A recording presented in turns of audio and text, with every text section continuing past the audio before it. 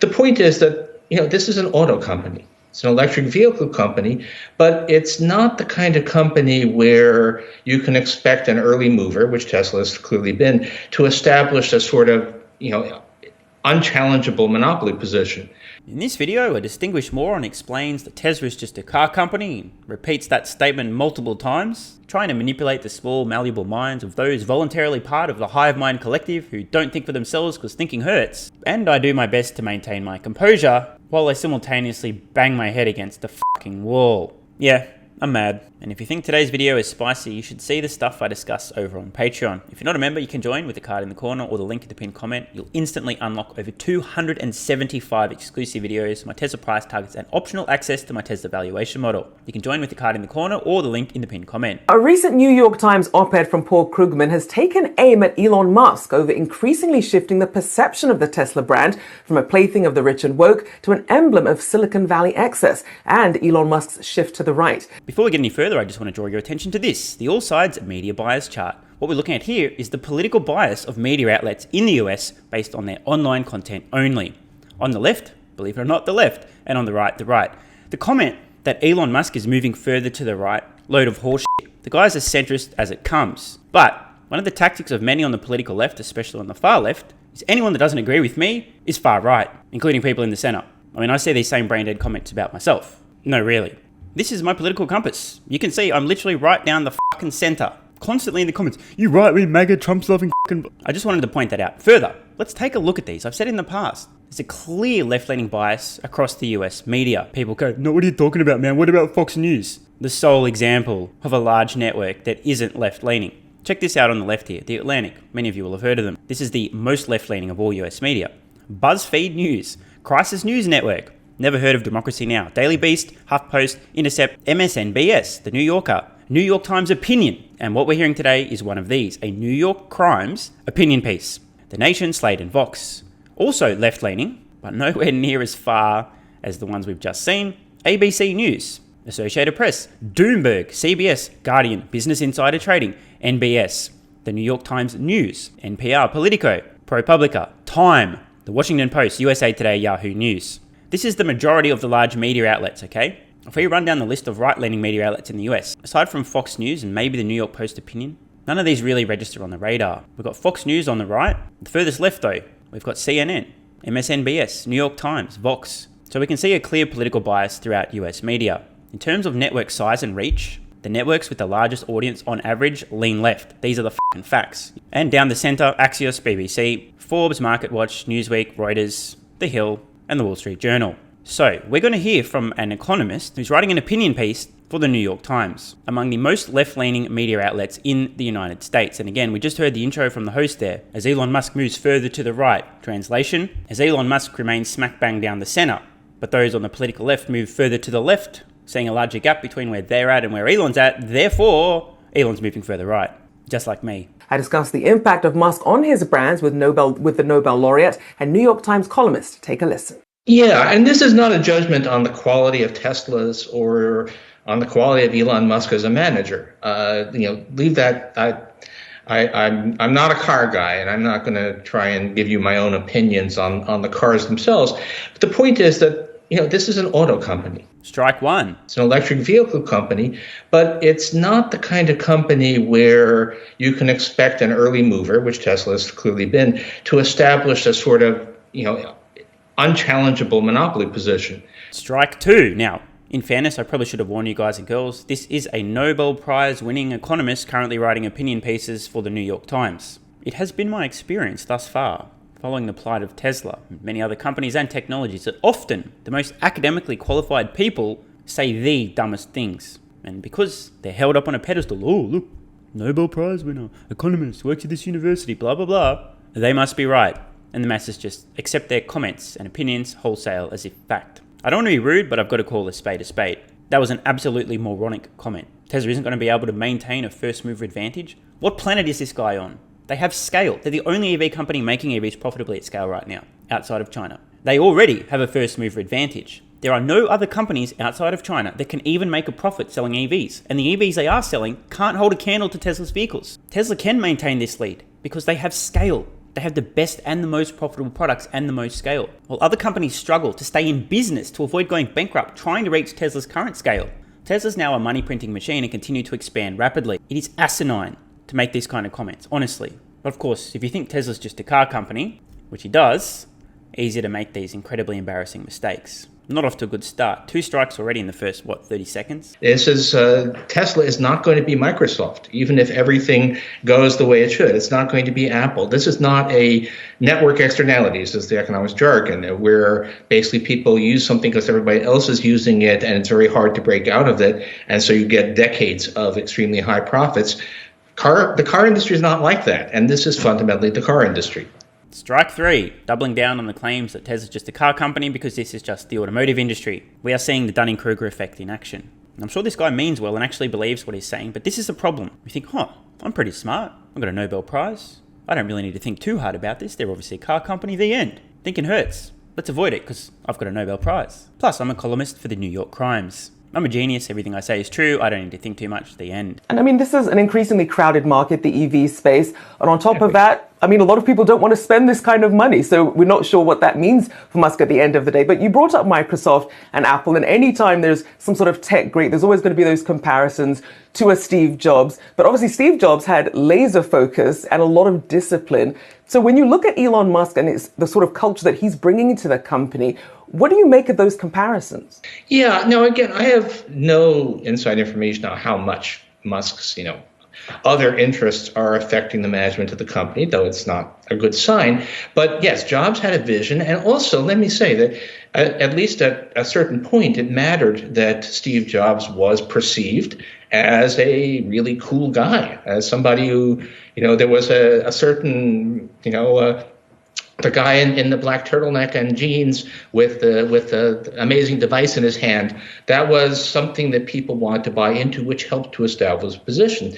Now you have Musk, who for a while had something like the same image. He takes us to outer space. He does interesting things, but he's now hurt that image, and that's, again, I don't think, and crucially, I don't think even if Musk had been as disciplined as Steve Jobs was, that Tesla was ever going to be a sustained profit machine the way that Apple has been. It's not his fault. It's just not that kind of industry. Again, tripling down on the Tesla's just a car company. This is the auto industry. It doesn't work that way. Don't you understand? That's not how things are in the automotive industry. I feel bad for this guy. Getting toward the end of his career.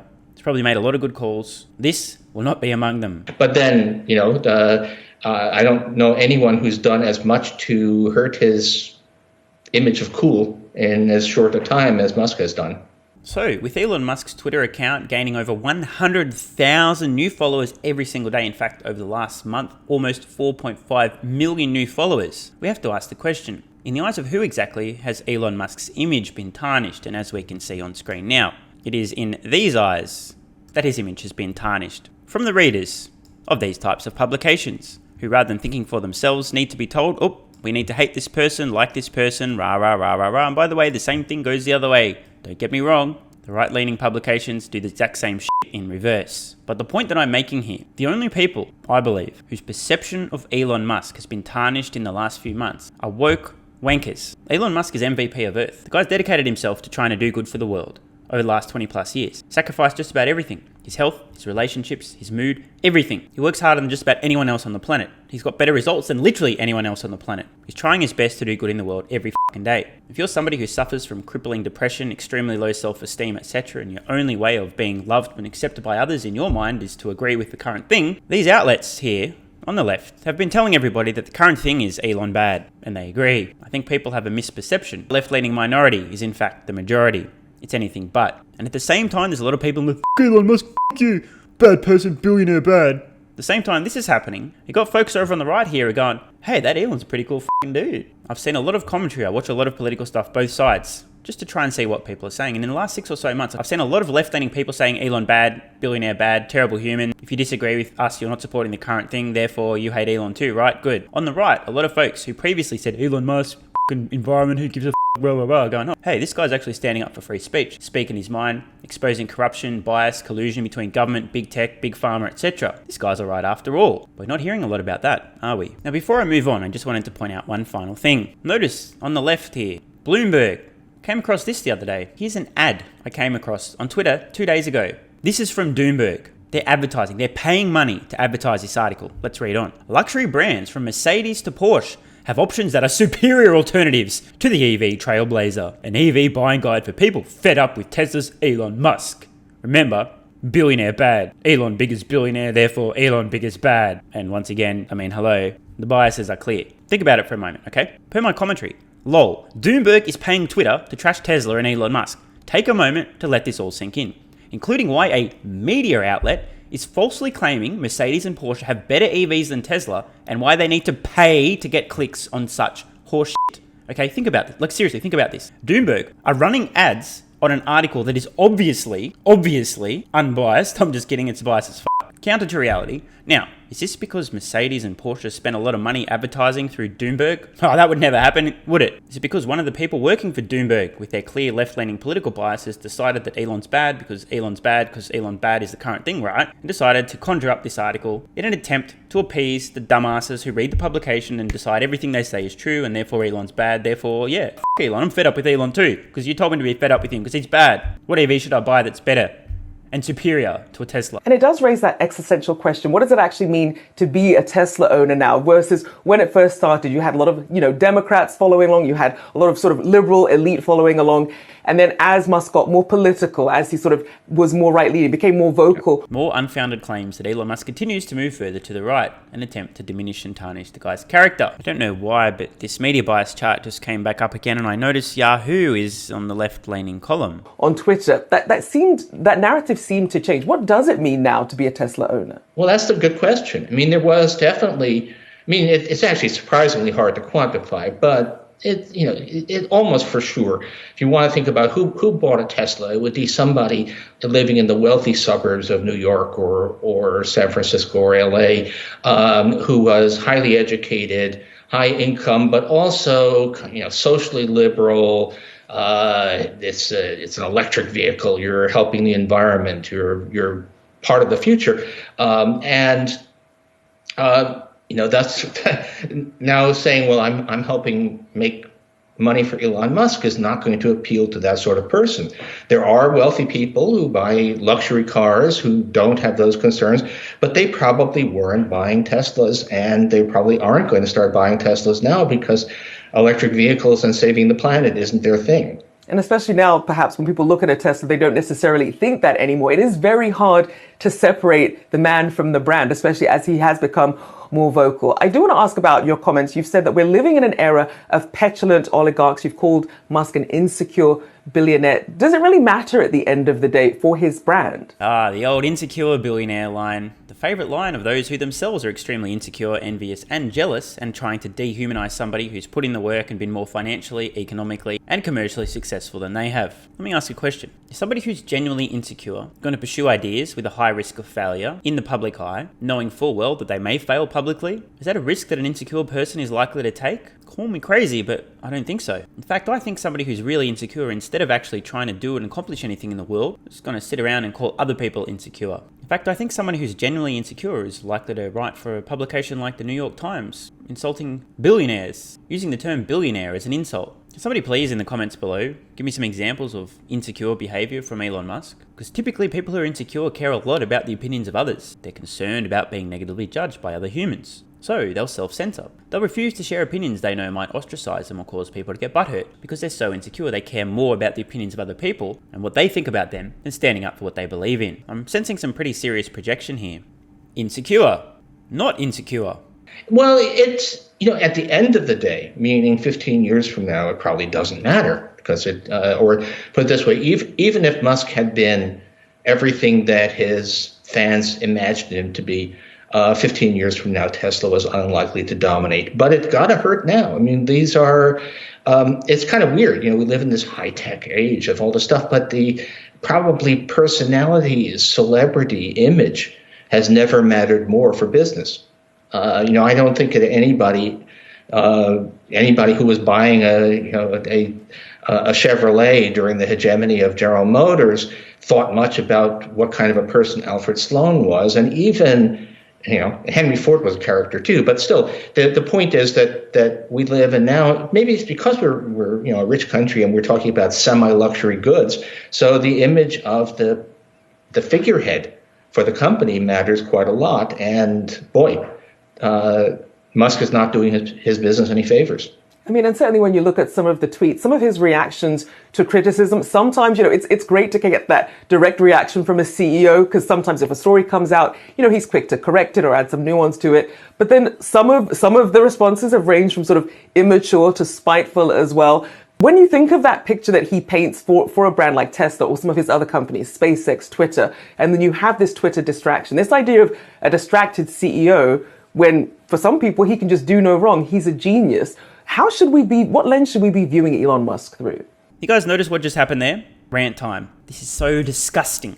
Dear Anchor here has just asked the Nobel Prize winning professor / journalist, I don't know what the he is. What should people think about Elon Musk? Please tell us what to think, because we can't think for ourselves. We need you, the person with the Nobel Prize, who therefore is on a pedestal, to tell us what should we think about Elon, because we're part of the hive mind. We're pathetic morons who don't know how to think for ourselves. So please, what should we think about Elon Musk? I'll form my opinion based on what you tell me to think, because thinking hurts. Now, sadly, this isn't exclusive to the Yahoos on Yahoo Finance. This is widespread throughout the fake news, the hate stream media, who convey the one true narrative and tell everybody what they should think about everything. And the dumb motherfuckers who rely on the fake news, the hate stream media, to form their opinions, sit in front of a fucking TV, open their head, their brain falls out, and then they're just spoon-fed their beliefs about everything. In case you didn't notice over the last couple of years. Just saying. We just have to hear that again. I mean, she's literally out loud. She said the part you're not meant to say out loud. Listen again. What lens should we be viewing Elon Musk through? Yes, please do tell me what lens I should view Elon Musk through, because I can't form my own opinion about people myself. I need you to tell me. Well, I mean, it's got to be a bad thing. I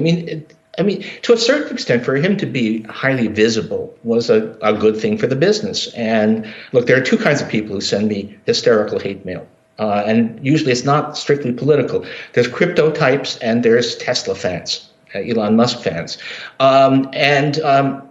Certainly having that fan base was in some ways a good thing, but it clearly can be turned into a liability. And I have to say, I don't really understand it. I mean, if I had that much money, I really wouldn't much care what other people thought of me. I wouldn't be responding to random. Well, I personally, if I responded to every random nasty thing somebody said on Twitter, I would have negative 30 hours in the day. And it's really amazing. But in any case, it's not a good sign. All the signals are exactly what you don't want to see in somebody who should be, like you said, laser focused on building this business. And so then when you look at some of this really core sort of diehard fans that support Musk, that doesn't necessarily mean that they're the ones buying his product. So if you could give him a message as to who he should really be listening to at this point, because it does seem that he is revealing more of himself with every single tweet and every single reaction. Yeah, well, the trouble is I'm not sure that there's useful advice to give. It would be one thing if he were acting out of character and you could say, go back to the guy you were. This is probably who he always was. And what happened is that he got himself, wealth, and then the purchase of Twitter empowered him to sort of reveal more of his true self.